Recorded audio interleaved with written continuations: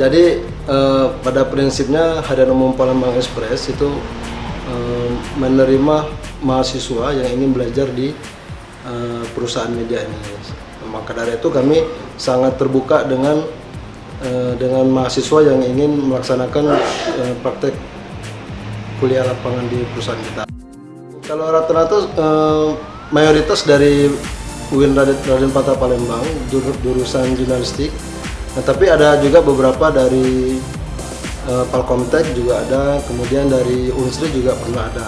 Untuk administrasi biasanya dari SMA negeri.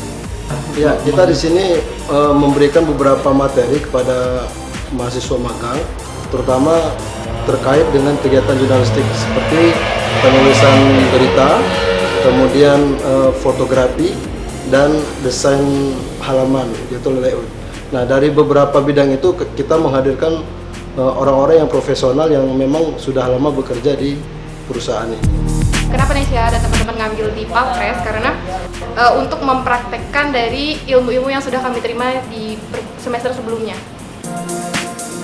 Nah, jadi kalau misalnya di sini itu benar-benar diajarin, dan kami tahu orang-orang di sini seperti Pak Trisno itu kami sudah tahu orangnya baik dan easy going lah, enak gitu.